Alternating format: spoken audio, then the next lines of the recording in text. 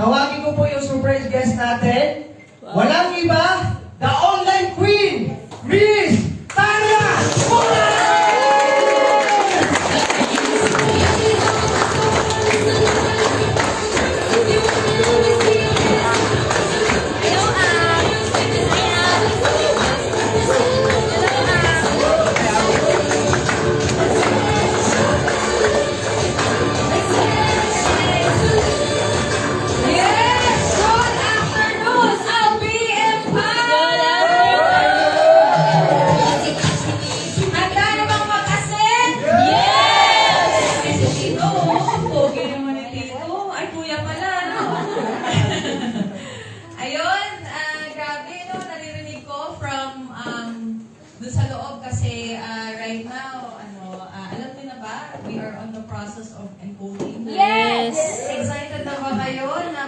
Live yung mga account. Yes. Yes. So, abangan lang natin kasi right now, nandun na tayo sa proseso at syempre, sabi nga nila, Sir Miko, of course, kailangan, they want to still keep the quality na hindi tayo masasacrifice yung quality ni Ascendra dahil lang binibilisan natin ang mga bagay-bagay. So, syempre, binibilisan natin. Pero, naka-quality pa rin. Ganun tayo dito sa Ascendra. Palakpakan naman po tayo. Grabe, AUB Empire. Narinig ko, ito ang pinakamalakas. Yes. Yes. Empire. Ang tawag dyan, mantra, ano? Minamantrahan na natin. Kumbaga, pinupunlaan mo na ba? Tinatanim na natin sa mind natin para kakasabi natin ng kakasabi ng tayo ang pinakamalakas, tayo ang pinakamagaling, tayo ang pinakamaraming resulta, tayo ang pinakamaraming mag-create na milyonan.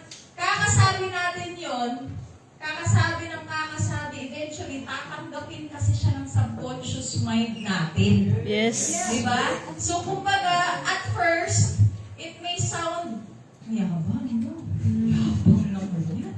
Pinakamalakas talaga agad. No? Kakasimula pa lang. Ganon. Pero, habang sinasabi natin, habang dinedeclare natin siya ng paulit-ulit, eventually, magkakaroon siya ng conviction. Yes. Diba? Eventually, tumataas yung energy behind dun sa declaration na yon. Eh, gusto niyo bang malaman paano natin papataasin yung energy behind dun sa declaration na yon? Paano? Gusto niyo bang malaman paano tayo makakapunta from declaration to reality? Yes. Diba? Kasi, syempre, kami, diba, hindi naman limit sa kaalaman po ninyo, kami ni Mentor doon ay, magkaisa kami ng, ng birthday. So, parang pag magkaparehas kayo ng birthday, somehow magkaparehas kayo ng takbo ng utak, magkaparehas kayo ng mga, gusto talaga namin, yung mag-tak talaga, gusto namin, mga, talaga, pag sa bayan talaga, sa malalakas, gano'n. Gusto niyo rin ba yun? Yes. Yes, kaya ka nandito sa AUB Empire, palang yes!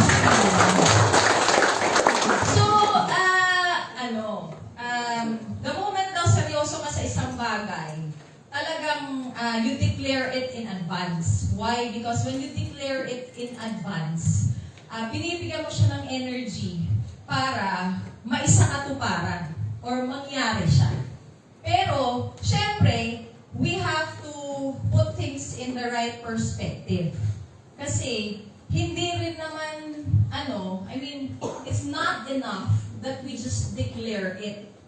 What is more important and, mas magka-count, diba? More than the declaration is the action. Diba? Kasi, nangangarap tayo ng mataas, nangangarap tayo ng malakas, nangangarap tayo ng malalaking resulta. So, kailangan, pag ganun tayo kataas mangarap, dapat, ganun din tayo kasipag umataw.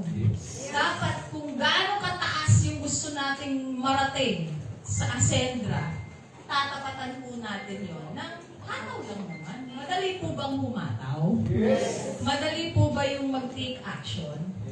Oo, kasi lahat po tayo dito, somehow we already have an experience when it comes to this kind of industry. Tama po ba? Yes. So, all of us in this room, we agree with a common ground na we are not starting from scratch.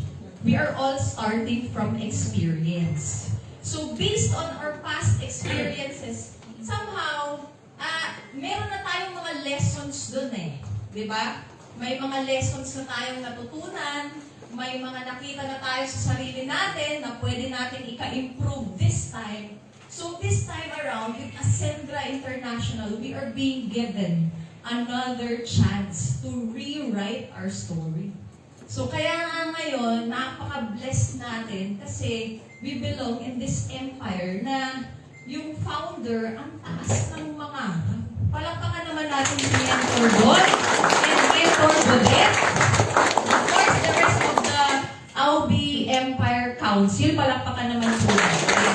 Kasi, it pays when you have leaders na mataas mangarap.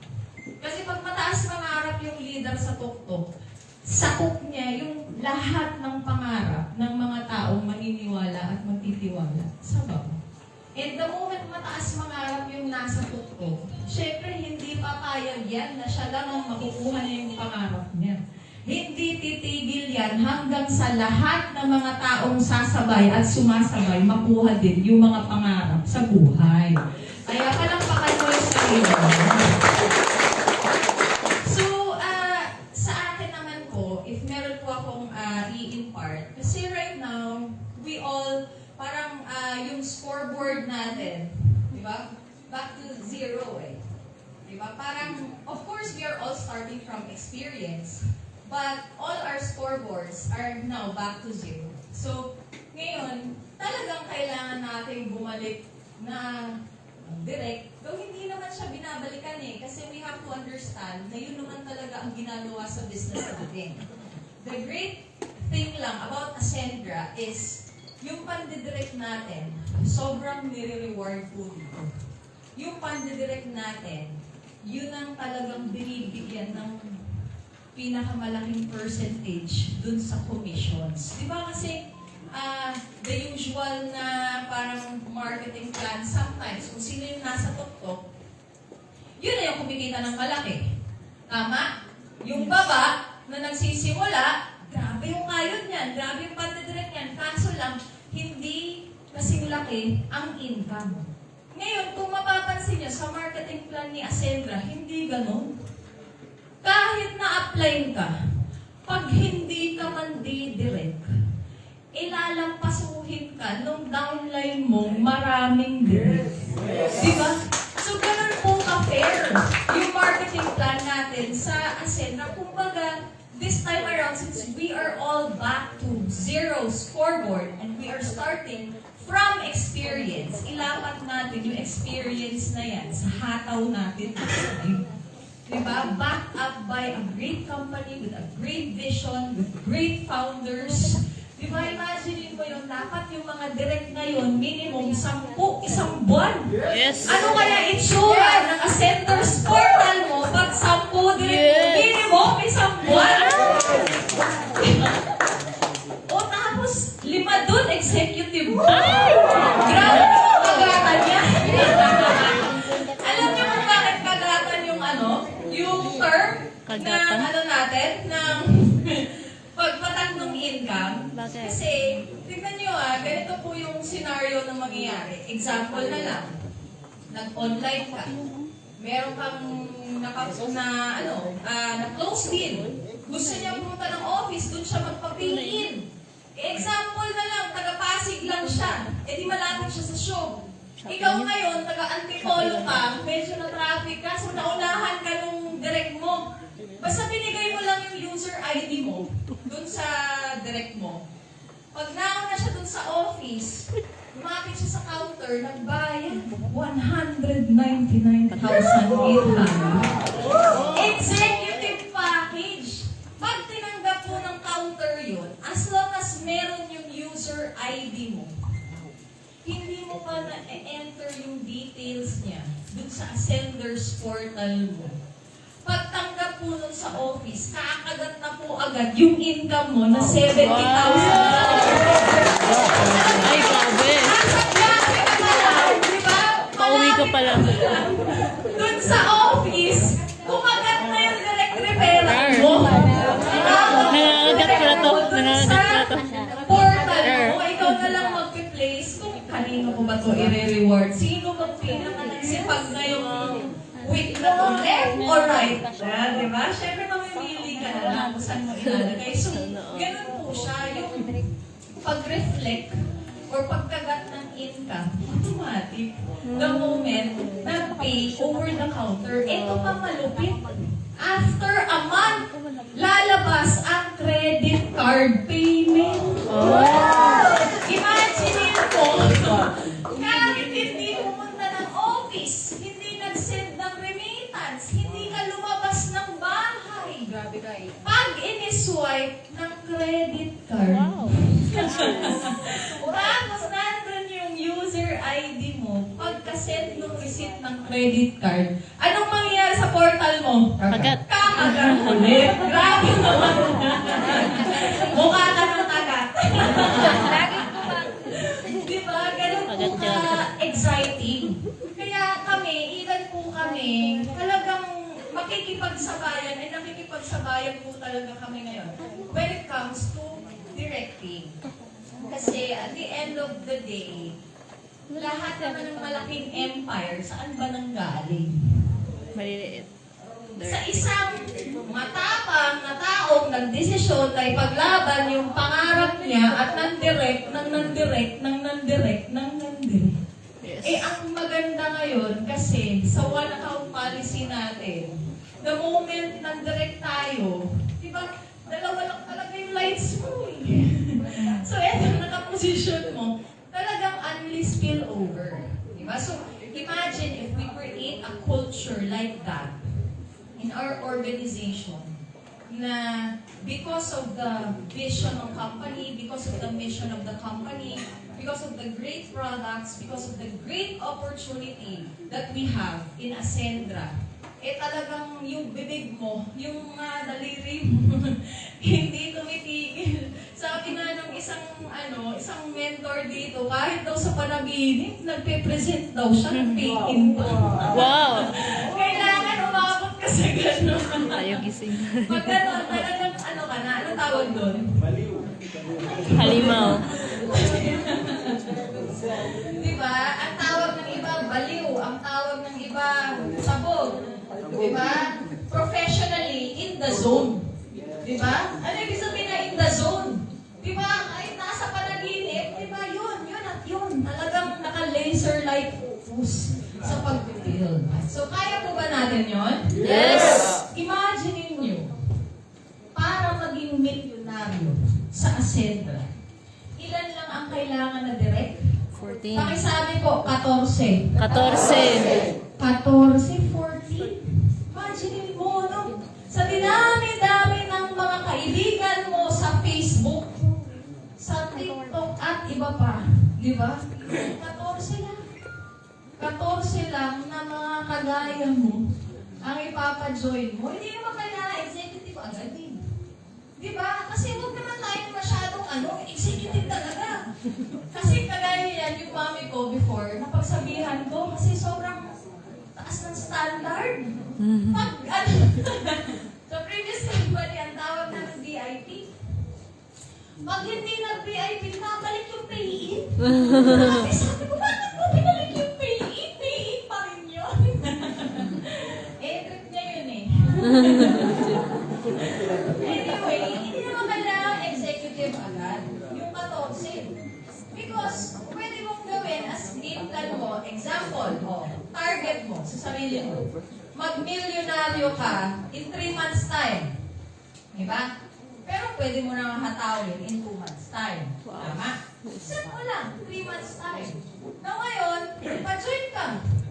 Pag ako, tip ko, para ma-hit mo talaga yung 14 directs na mag-executive in 3 months time, kailangan, ang mindset is, i-hit mo siya before 3 months. And kailangan, yung work ethic, yung numbers, hindi ka magsisettle for 14. Siyempre, kasi kung 14 ang target mo, hindi pwedeng 14 lang ang mapaka-join mo in the next 3 months. Diba? Kailangan po nating maging sigurista. Pakisabi nga sa katabi mo, sigurista. Sigurista. Alam mo, minsan, di ba, parang may connotation tayo sa pagiging sigurista. Negative, tama? Masyado naman sigurista to. Pero, pwedeng maging positive ang pagiging sigurista. Pag nilapat mo siya sa pag-hit mo ng goal mo. Kasi the moment sigurista ka, pag nag-hit ka ng goal, meaning to say, you over-deliver. Kung kailangan mo 14, di ako, para i-sure ko talaga ma-hit ko yung 14, di double ko yung numbers na yun. Diba? Hindi mo kailangan executive agad ang paying. Pwede namang mag-start like, example, start as builder. Diba? Start as builder para if ever hindi talaga kayanin yung builder, may bababaan ka pa. O sige, promo ka na sa'yo. Gawan mo ng paraan, kalahati na lang. Gawan mo ng paraan, bukas agad. Kayo na po bahala, discarte nyo na yun. Kasi pag humahataw ka, marami kang mga creative juices. Basta, set mo yung numbers na gano'n. Kailangan, example, on the first month, napasok mo na. Or depende kung ilan yung napasok mo. So, sa akin kasi, sa paghataw ko, syempre, para siyang di ba? The moment humahataw tayo, para kang ikaw lalaki, nanligaw ka sa babae. Diba? Sino ba mga nanligaw na dito? Eto si Tito, magaling tong manligaw. Pero hindi mo literal na nililigawan mo, ha? Kasi hindi yun. It's against our business ethics. Hindi talaga natin. Kumbaga, we win the person. Diba? Yung pinoprospect pa natin. So, kung gaano tayo kasigasig nung pinoprospect pa natin, kung gaano ka sweet yung mga words natin, na mga pangako natin nung pinoprospect pa natin, kailangan the moment nag-join yung tao, mas maging masipag ka, mas talagang asikasuhin mo, mas mabilis kang mag-reply, mas ipakita mo pa dun sa tao yung bigger picture ng ginagawa natin. Kasi po, the moment na, mas na-win natin yung trust ng tao sa atin, and naging 100%. Kasi, when people join, sometimes hindi naman pa 100% yung tiwala niya sa'yo Ako, that's always my perspective. Parang, even in leading my organization, it doesn't mean na organization ko na yan, apply na ako. Trabaho ko is to always win my people. Every now and then. Kaya gagawa ako ng mga ways para ma-win ko over and over yung trust nila.